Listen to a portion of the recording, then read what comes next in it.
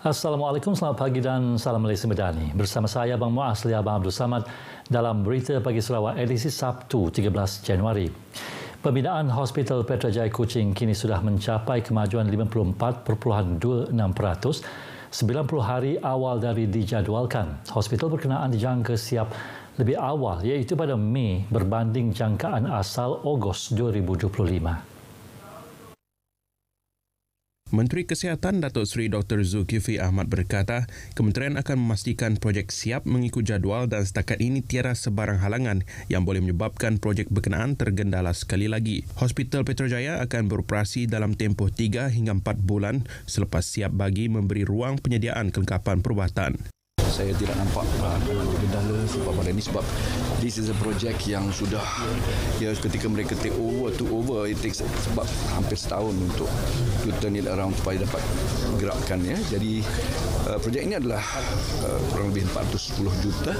Beliau berkata demikian kepada pemberita selepas melawat tapak projek Hospital Petrajaya di Kuching. Pembinaan Hospital Petrajaya yang bermula 2013 dijadual siap November 2016 namun tergendala beberapa kali kerana masalah kontraktor dan diambil alih kontraktor penyelamat pada Oktober 2021. Sementara itu menyentuh mengenai Hospital Medan. Tiada keperluan untuk membina Hospital Medan khas bagi merawat COVID-19 di Semenanjung Malaysia. Menurut Menteri Kesihatan Datuk Seri Dr. Zulkifli Ahmad, ketika ini COVID-19 di seluruh negara menunjukkan tren penurunan.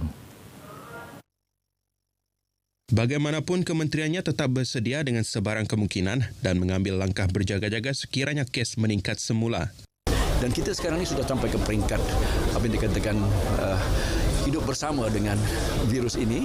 Seperti mana kita juga hidup bersama dengan virus influenza A, H1N1 dan yang lain itu. Jadi tidak perlu kita rasa, tidak perlu ada rasa terlalu alarm ataupun rasa cemas.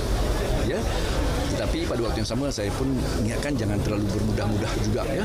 Andainya anda bergejala, contoh batuk dan sebagainya, kenakan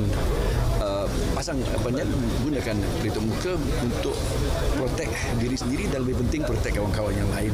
Beliau berkata demikian ketika diminta mengulas sama ada akan membina Hospital Medan COVID-19 di Semenanjung seperti yang dibina di Sibu, Miri, Kuching dan Bintulu. Terdahulu beliau melawat tapak projek Hospital Petrajaya di Kuching. Mana-mana program transformasi luar bandar RTP di kawasan Dewan Undangan Negeri Bukit Saban yang dirancang pada tahun 2024 perlu disiapkan pada penghujung tahun ini. Itu yang dicadangkan Timbalan Premier Sarawak yang juga Adun Bukit Saban, Datuk Amar Douglas Ogah Embas masa perbincangannya bersama pejabat residen, Jabatan Kerja Raya, Majlis Daerah Betong, Jabatan Pengairan dan Saliran dan lain-lain agensi pelaksana. Tegasnya selama ini bukan semua projek yang diluluskan pada tahun itu dapat dilaksanakan. Pada tahun yang sama malah ada yang pelaksanaannya dibawa ke tahun berikutnya. Beliau memberi contoh terdapat 25 projek RTP tahun 2023 di kawasan Bukit Saban yang patut dilaksanakan pada 2023 tetapi oleh kerana beberapa sebab ia tidak dapat dilaksanakan dan dibawa ke tahun ini. Katanya adalah amat penting apa yang telah dirancang pada tahun semasa dapat dilaksanakan pada tahun itu. Kerana apabila rakyat mengetahui kelulusan projek, harapan mereka adalah untuk projek itu siap di dalam tahun yang sama. Beliau berkata demikian selepas menghadiri program libat urus Majlis Daerah Betong bersama JKKK bagi projek RTP kawasan Dun Bukit Saban di Pejabat Daerah Kecil Sepauh Khamis lepas. Katanya sebanyak 6.5 juta ringgit peruntukan akan digunakan untuk melaksanakan projek bagi Dun Bukit Saban pada 2024 dengan pecahannya 5 juta ringgit dari peruntukan beliau untuk projek RTP selain 800,000 ringgit lagi peruntukan dari Ahli Parlimen Betong untuk projek RTP dan 700,000 ringgit peruntukan projek Mesra Rakyat juga dari Ahli Parlimen Betong. Turut diadakan penyerahan cek projek kecil luar bandar kepada Kelab Sukan dan Rekreasi Pejabat Daerah Kecil Sepauh, Gerempung Tuai Rumah Daerah Kecil Sepauh, Gerempung Tuai Rumah Rimbas Ulu dan Gerempung Tuai Rumah Layar Ulu. Warga Perkhidmatan Awam Negeri Sarawak PENS terus komited memberikan komitmen dalam menyampaikan perkhidmatan terbaik kepada rakyat Selaras dengan moto "An Honour to Serve", Setiausaha Kerajaan Sarawak, Datuk Amar Muhammad Abu Bakar Marzuki berkata, warga PENS berikrar memberikan komitmen berterusan dengan sepenuh hati untuk memastikan kejayaan pelaksanaan semua inisiatif di bawah Strategi Pembangunan Pasca COVID-19 PCDS 2030 untuk pembangunan dan kemajuan Sarawak. Tahun 2024 menandakan permulaan era baharu bagi Sarawak terus mengurat langkah ke hadapan. Jelasnya cabaran semasa ketidakstabilan ekonomi, perubahan iklim, krisis keselamatan makanan dan peningkatan kos sara hidup menyalahkan keperluan mendesak bagi perkhidmatan awam Sarawak untuk memupuk kebolehsuaian dan daya tahan terhadap perubahan. Ini katanya menuntut perkhidmatan awam mengukuhkan kemahiran, merancang secara strategik, mengubal dan memperhalusi dasar, peraturan dan proses kerja bagi meningkatkan kecekapan dan keberkesanan keseluruhan penyampaian perkhidmatan untuk Sarawak yang lebih produktif dan berdaya tahan. Beliau berkata demikian ketika menyampaikan ucapan pada Majlis Amanat Perdana Premier Sarawak 2024 yang berlangsung di Pusat Konvensyen Borneo Kuching semalam. Oleh demikian, warga PENS akan sentiasa lebih terbuka terhadap perkongsian dan kerja berpasukan dengan semua pihak berkepentingan termasuk kepimpinan politik, swasta, pemimpin masyarakat dan rakyat untuk memastikan penyelesaian komprehensif dan holistik memberi manfaat kepada semua. Penduduk di kawasan Sangat, khususnya Kampung Pasir Tengah, bakal menikmati jalan pertanian yang lebih baik dan jambatan konkrit yang baru tidak lama lagi. Ahli Dewan Undangan Negeri Opar, Billy Sujang memberitahu pelaksanaan kedua-dua projek ini merupakan satu inisiatif daripada Agensi Pelaksanaan Pembangunan Greater Kuching GKCDA, Jabatan Kerja Raya dan Pusat Khidmat Opar bagi memberi keselesaan kepada penduduk setempat.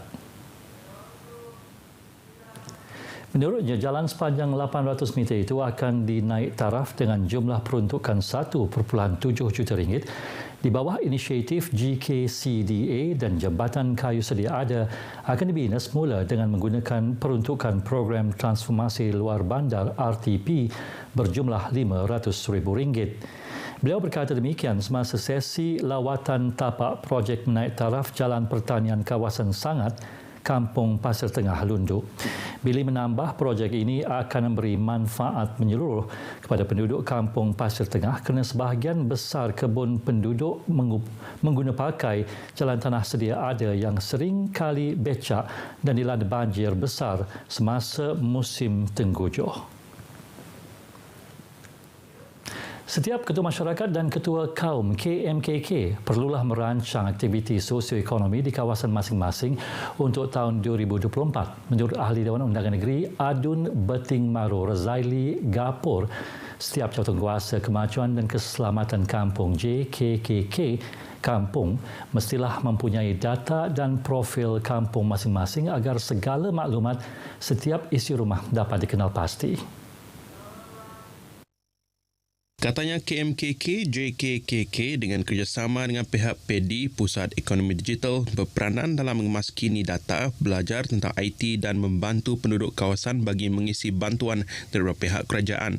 KMKK perlu mengenal pasti masalah maupun isu kawasan dan ianya perlu diatasi dengan baik.